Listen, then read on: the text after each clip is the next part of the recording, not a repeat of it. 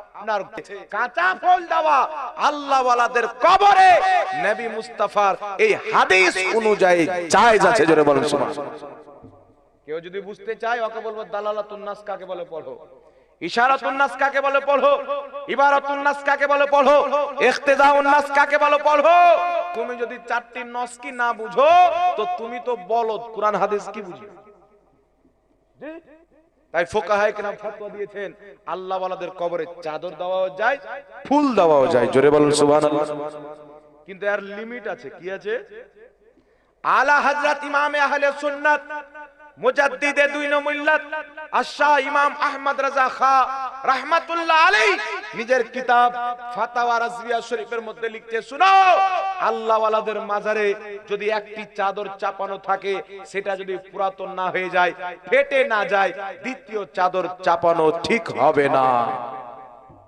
বুঝতে পারলেন? কিন্তু এখন কি হয়, মাজারের চাদরের ব্যবসা চলে, চলে না?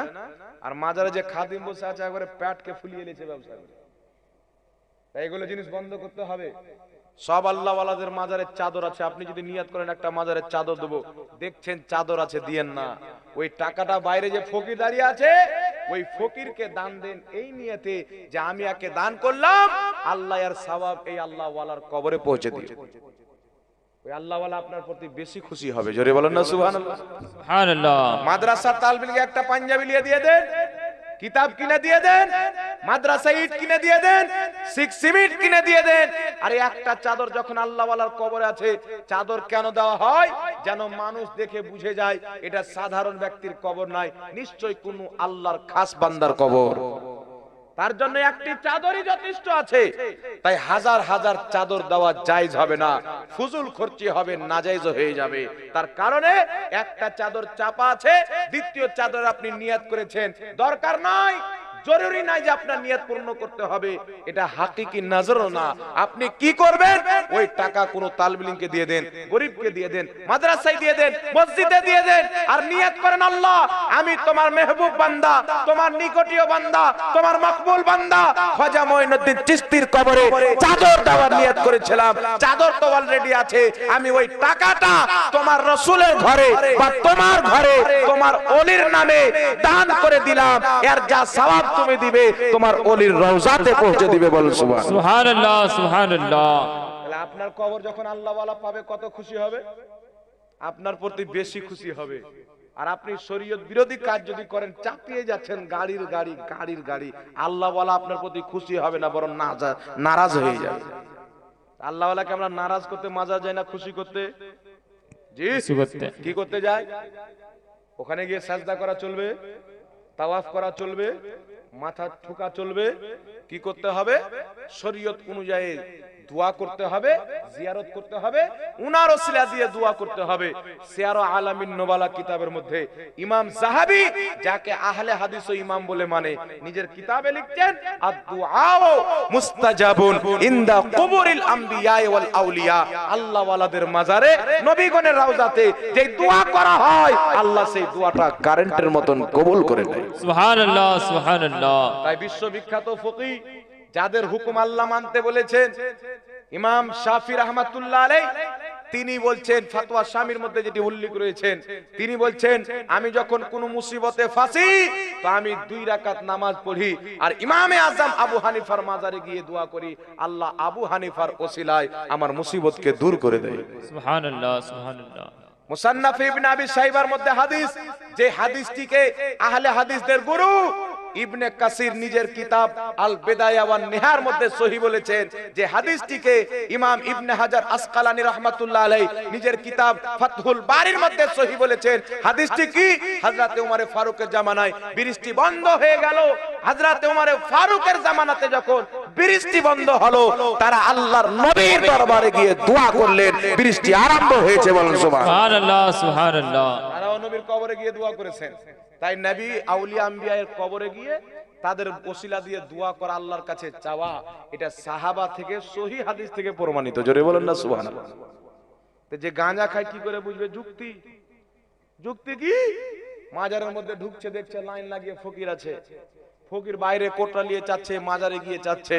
আরে বাইরের ভিখারি বুঝে নিয়েছে মাজারে কিছু পাওয়া যায় না, তাই মাজারের বাইরে লাইন লাগিয়ে যাচ্ছে। তো এই যুক্তি তো মসজিদেও ফিট হয়। ফকির মসজিদের বাইরেও কাতার নিয়ে দাঁড়িয়ে থাকে, তাহলে কি ওরা বুঝে নিয়েছে যে আল্লাহও কিছু দেয় না? না কি বলেন? ও যে যুক্তি দিচ্ছে, যুক্তিটা মসজিদে ফিট হয় কি হয় না? মসজিদের বাইরে ফকির থাকে না, এ পাগলা গাধা বুঝবে কি করে? এদের বেরেনে তো গোবর ভরা হয়, ও মুতখোর, তো মুত খেলে বেরেন হবে। আরে মোদির যারা অন্ধ ভক্ত আছে, কি বলে আরএসএস এর কিছু লোক নাই, বলছে গরুর মুত পান করে একবারে সব ভিটামিন ঠিক হয়ে যাবে, বলে না? করোনা ভাইরাসের টাইম আসলে বলছে গরুর লাগাও, লাত গোবর, করোনা ভাইরাস হবে না, খুজলি চুলকানি কিছু হবে না। এইরকম হচ্ছে আহলে হাদিস, উটের মুত খাও, বলছে হবে না, কি বলে জন্ডিস হবে না। কি হবে না? জন্ডিস হবে না, জ্বর হবে না। তো মুত খেলে কি বেরেন থাকবে, বুদ্ধি থাকবে বলেন? গোবর খোর, মুত খোর, কাউয়া খোর, মন্দিরের প্রসাদ খোর, এদের বেরেন থাকতে পারে না। বেরেন কাদের থাকবে? ইউহিব্বুল হালওয়া ওয়াল আসালা, নবীর সুন্নতি জিনিস যারা হালওয়া খাবে। সুবহানাল্লাহ, সুবহানাল্লাহ। নবীর সুন্নাত যারা হালওয়া খাবে। ইবনে মাজাহ শরীফ বাবুল হালওয়া, قالت আয়েশা সিদ্দিকা রাদিয়াল্লাহু তাআলা আন কানা নবী সাল্লাল্লাহু আলাইহি ওয়াসাল্লাম ইউহিব্বুল হালওয়া ওয়াল আসালা। মা আয়েশা বলছেন নবী পাক সবচাইতে বেশি হালওয়া খেতে ভালোবাসতেন, মধু খেতে ভালোবাসতেন। জোরে বলেন সুবহানাল্লাহ। সুবহানাল্লাহ। এটা নবী ভালোবাসতেন, এটাকে বলছে বিদাত। আর মুত খাওয়া যায়, বীর্য খাওয়া যায়, তাহলে গুখোরদের বেরেন আর কি থাকবে? যারা নবীর সুন্নতি খাবার খায় তাদের কাছেই বেরেন থাকবে, বলেন সুবহানাল্লাহ। বুঝতে পারছেন তো কথা আমার? এইবার শুনেন, আপনি কোন মাজার জিয়ারত করতে যাবেন? জি, একটি কথা মনে রাখবেন, মাজার কাকে বলে? মাজার মানে হচ্ছে জিয়ারতের স্থান, জিয়ারতের জায়গা। যে জিনিসটার জিয়ারত করা হয়, যেই জায়গার, ওকে মাজার বলা হয়। মানে কোন মুসলমানকে দাফন করা হলো, কোন আল্লাহর ওলিকে দাফন করা হলো, তো আল্লাহর ওলির কবরকে আদবান মানুষ মাজার শরীফ বলে। কি বলে? মাজার বলে, রওজা বলে। আর রওজা এই জন্য বলে যে আল্লাহ কুরআন পাকে বলেছেন ওয়াল্লাযীনা আমানু ওয়া আমিলুস সলিহাতি ফি রাওদাতিল জান্নাহ। আল্লাহ বলেন যারা ঈমান এনে ভালো কর্ম করে দুনিয়া থেকে যায়, তারা জান্নাতের বাগান রওজাতে থাকবে, বলেন সুবহানাল্লাহ। সুবহানাল্লাহ। আল্লাহ ওয়ালাদের কবরটা হচ্ছে জান্নাতের টুকরা, রওজা। তাই কেউ যদি ওকে রওজা বলে কোনো অসুবিধা নাই, একবারে কুরআন মোতাবেক। কিছু বাংলাদেশে গাধা বেরিয়েছে না, এরা বলছেন রওজা বলা যাবে না। আল্লাহ নিজেই কুরআনে রওজা বলছে, আর এ গাধা বলছে রওজা বলা যাবে না। এ বাংলাদেশের মৌলবীরা এরা যে কি খায় আল্লাহ জানে। আমার মনে হয় এরা মুত খায় না, মুত পড়ে শুকিয়ে যাওয়ার পরে মাটিকে কেমড়ে কেমড়ে খায়।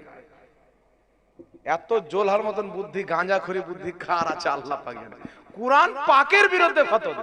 আল্লাহ বলছে রওজাতুল জান্নাহ, জান্নাতের রওজাতে থাকবে। তাহলে যখন আল্লাহ রওজা বানিয়ে দিল, রওজা বললে অসুবিধা আছে? জোরে বলেন না। এই আয়াতটা পড়লে তো বুঝে যেত। তাই এই ধরনের দাড়িওয়ালা শয়তান থেকে বাঁচতে হবে। জি, আল্লাহ হিফাজত করুক, সকলে বলেন আল্লাহুম্মা আমিন। জিয়ারত করবেন কার? আল্লাহওয়ালা ইন্তিকাল করেছেন, হক্কানি কোন আলিম ইন্তিকাল করেছেন, কোন মুসলমান ইন্তিকাল করেছেন, তার কবর হয়েছে, আপনি জিয়ারত করতে যাচ্ছেন, ঠিক আছে। গুনহেগারের কবরে যাচ্ছেন, দোয়া করছেন আল্লাহর গুনাহ মাফ করে জান্নাতবাসী করো। আল্লাহর নেক বান্দাদের কবরে যাচ্ছেন, দোয়া করছেন আল্লাহ তোমার নেক বান্দার উসিলে আমাদের গুনাহ মাফ করো। বুঝতে পারছেন কথা? জোরে বলে, বুঝতে পারছেন? আর যেখানে কোনো মাজার নাই, একজন ব্যক্তি এসে বলছে যে আমি স্বপ্নতে দেখেছি এখানে একটা আল্লাহর ওলির মাজার আছে। ও তো স্বপ্নতে পায়খানাকে সোনা যদি দেখে লাই তাহলে উঠে নেবে নাকি? জি, একটা লোক স্বপ্নতে দেখলো যে আমাদের ট্যাঙ্কিতে পায়খানা নাই, সোনা আছে, তাহলে গিয়ে ও সোনা বলে উঠাবে পায়খানাকে? জোরে বলেন, উঠাবে? একটা লোক স্বপ্নতে দেখছে যে আমি 5 বার হজ করলাম, স্বপ্নতে। সকালে উঠছে তো বাড়িতে আপনার ওই খাটের তলে পড়ে আছে, বুঝতে পারলেন? তাহলে ওকে হাজি বলবেন? জোরে বলেন, হাজি বলবেন? তাহলে স্বপ্নতে দেখে মাজার হয়? জি, আল্লাহ আপনাদেরকে ব্রেন দেয়নি, বুদ্ধি দেয়নি? বুদ্ধি দিয়েছে না? তাই স্বপ্নতে দেখলে কোনদিন মাজার হয় না। হ্যাঁ, কোন আল্লাহ ওয়ালার মাজার আছে, এখানে মানুষ জানে ওখানে মাজার তৈরি হয়েছে, সেটা জায়েজ আছে শরীয়ত মোতাবেক। ওখানে জিয়ারত করতে যান, জায়েজ আছে। আল্লাহ ওয়ালাদের ওসিলা দিয়ে দোয়া করেন, শরীয়তে জায়েজ আছে। কিন্তু মাজারই নাই। আদম আলাইহিস সালামের জামানা থেকে এখন পর্যন্ত ফাঁকা, আর 2024-এ দিচ্ছে ঢাকা। বলছে মাজার হয়েছে, নাম কি? বলছে স্বপ্ন দেখছে কুতুবুল মাদার, শাহ কালান্দার। এরে বাবা লেরে বাবা, আজিব আজিব নাম দিয়ে। তো এই ধরনের মাজার তৈরি করা হারাম, এই ধরনের জায়গাতে জিয়ারত করতে যাওয়া হারাম। জি, আমি শরীয়তের মশলা বলবো, বাবজি কাকে লাগছে আমার দেখে লাভ নাই, না কি বলেন? জি, তাই আল্লাহর ওলি যেখানে দাফন আছে সেখানে জিয়ারত করতে যান, গিয়ে দোয়া করেন। অবশ্যই আপনার জায়েজ আছে, বরং রহমতের কাজ, বরকতের কাজ, আল্লাহ ওয়ালার ফয়েজ আপনি পাবেন। আর যেখানে আল্লাহর ওলির কোনো অস্তিত্ব নাই, বানিয়ে দিয়েছে ব্যবসা চালার জন্য, ওখানে যাওয়া হারাম আছে। জোরে বলেন না সুবহানাল্লাহ। সুবহানাল্লাহ। নাই, ওখানে যাওয়া হারাম আছে। তাই আল্লাহ তাবারাক ওয়া তাআলা আমাদের সকলকে বুঝার তৌফিক দান করেন। সকল বলেন আল্লাহুম্মা। আল্লাহু আমিন। একটা মশলা আর বলে, মা বোনেরা শুনেন, যারা মা বোন আছেন, একটাও মা বোন কেউ ঘুমিয়ে থাকলে উঠিয়ে দেন। জি, আমাদের সমাজে যে মা বোনরা আছে, কোনো কথা যদি আপনি লিক করতে চান তো মসজিদের মাইকে বলার দরকার নাই। নিজের স্ত্রীকে বলেন যে শোনো, এরকম এরকম কথা কাউকে বলিস না।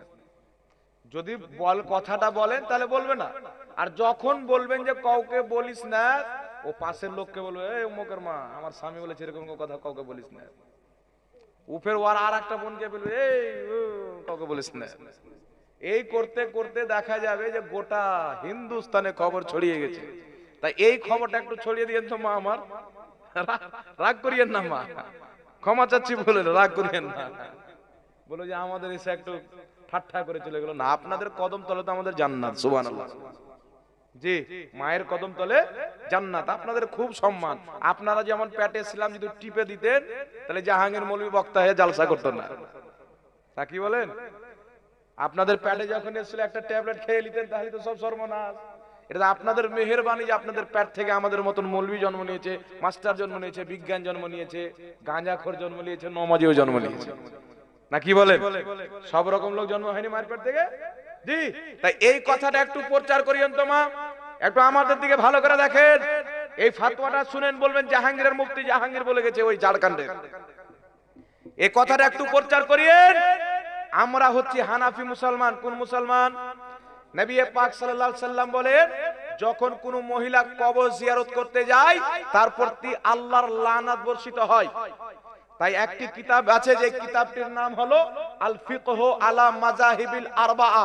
সেই কিতাবের মধ্যে লেখা আছে যে হানাফি মাযহাবের সমস্ত ফুকাহায়ে কেরামের ইজমা আছে যে মহিলাদের মাজার জিয়ারত করতে যাওয়া হারাম। 550 বছর পূর্বে কমবেশ ইমাম বদরুদ্দিন আইনি বুখারী শরীফের শারা উমদাতুল কারির মধ্যে লিখছেন, যিনি হানাফি মাযহাবের একজন বিখ্যাত ইমাম, তিনি বলছেন, শুনো, বর্তমান জামানাতে মহিলাদের কবর জিয়ারত করতে যাওয়া হারাম আছে। বলেন সুবহানাল্লাহ। সুবহানাল্লাহ। কত বছর পূর্বে? 550 বছর পূর্বে কমবেশ। কি বলছেন? বর্তমান জামানায় ফিতনার কারণে। তো 550 বছর পূর্বে যদি এত ফিতনা থাকে, তাহলে এখন ফিতনা কমবে না বাড়বে? এখন তো তিরপাল হারাম হয়ে যাবে, ডবল না, তিরপাল হবে না। তাই আমাদের ইমাম, ইমামে আহলে সুন্নাত আলা হযরত রাদিয়াল্লাহু তাবারাক ওয়া তাআলা আনহু বলছেন, উনাকে জিজ্ঞাসা করা হলো মহিলারা মাজার জিয়ারত করতে যাবে কিনা, কবর জিয়ারত করতে যাবে কিনা। তিনি উত্তরে বলছেন, শুনো, মহিলারা মাজার জিয়ারত করতে যাবে জিজ্ঞাসা করছো, যখন তারা নিয়ত করবে আমি কোনো মাজার বা কোনো কবর জিয়ারত করতে যাব বলে সাজতে আরম্ভ করবে, তখন থেকে তার উপরে আল্লাহর লানত বর্ষিত। কি বর্ষিত হয়? লানত বর্ষিত হয়। এখন মাজারে যান, মা বোনদের ভিড়, বাড়িতে জিজ্ঞাসা চেক করেন, একটাও নামাজ পড়ে না, না এরকম? জি, বাড়িতে একটাও মেয়ে নামাজ পড়ে না, মাজারে গিয়ে ভিড়, স্বামীকে বান্দর বলে, বাহুটা বলে, খুঁটবেড়া বলে গালি দেয়, না এরকম? ক্যাচমাচ করে। আর মাজারে গিয়ে দেখেন ভিড়, বাবাকে গিয়ে, বাবা তোমার দরবারে এসেছি। তাই মা বোনরা শুনেন, আপনাদের ছেলে হিসাবে, করির ভাই হিসাবে আমি আপনাদেরকে ফাতোয়া বলার কাজ বলে দিলাম, কিতাবের হাওয়ালাও দিয়ে দিলাম। আপনারা যদি গুনাহ থেকে বাঁচতে চান, লানাত থেকে বাঁচতে চান, আপনারা কোনোদিন কোনো মাজার জিয়ারত করতে যাবেন না। শুনতে পেয়েছেন কে মা? হ্যাঁ, না ঝাড়খণ্ডী ভাষা মে বলেগা, সমঝা? তাই আপনারা বুঝতে পেরেছেন? তাহলে বিয়ে করার পর আগে মাজার যেন নাকি? এই যুবক, হ্যাঁ, কিছু যুবক ফের আছে যে বিয়ে করার পর মাজার ঘুরতে যায়। হাই রে পাগলা রে, বিয়ে করেছিস তো বউকে নামাজ শিখা, বউকে কোরআন পড়তে শিখা, চাপ কর যে তুই নামাজ পড়, নাহলে তোকে দানা দিব না, শাড়ি কিনে দিব না, শপিং করে দিব না। দেখবেন কিরকম নামাজ পড়ে। আর নামাজ না পড়ে তো ওর উপরে চাপ করা শুধু জায়েজ নাই, সওয়াব আছে। কোন স্ত্রী যদি নামাজ না পড়ে, স্বামী যদি চাপ করে, তাহলে এটা শুধু জায়েজ নয়, বরং সওয়াবের কাজ। আর প্রত্যেক স্বামীর দায়িত্ব সেই যেন নিজের স্ত্রীকে নামাজ পড়ায়, নামাজের তালকিন করে। জোরে বলেন না সুবহানাল্লাহ। নামাজের খবর নাই, গাঁজাখোর, চেহারাতে দাড়ি নাই, বাপের জন্মে জুমাও পড়তে যায় না, আর দেখবেন দাতা বাবার মাজার গিয়ে হাজির বউকে নিয়ে, এরকম নাই। আল্লাহ হেফাজত করুক। আল্লাহ ওয়ালাদের মাজার জিয়ারত করা হচ্ছে নবীর সুন্নাত, সেখানে গিয়ে দোয়া কবুল হয়। আপনি যান, আপনি গিয়ে দোয়া করেন, নিজের স্ত্রীকে নিয়ে যান না। ঠিক আছে বাবজি? ফাতোয়া মানা যাবে তো? ইসলামের ফাতোয়া মানতে হবে কি হবে না? অবশ্যই মানতে হবে।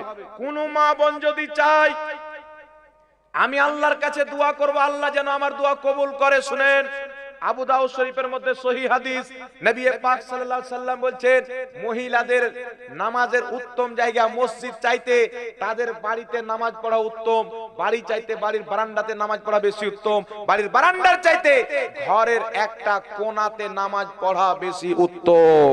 সুবহানাল্লাহ। জোরে বলতে হবে।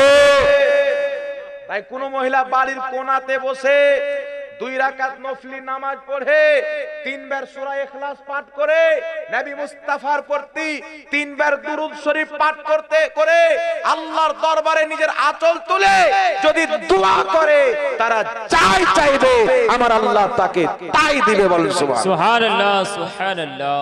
আপনি বলেন কোন মাজারে গিয়ে দোয়া করব, মহিলাদের তো যাওয়াই হারাম।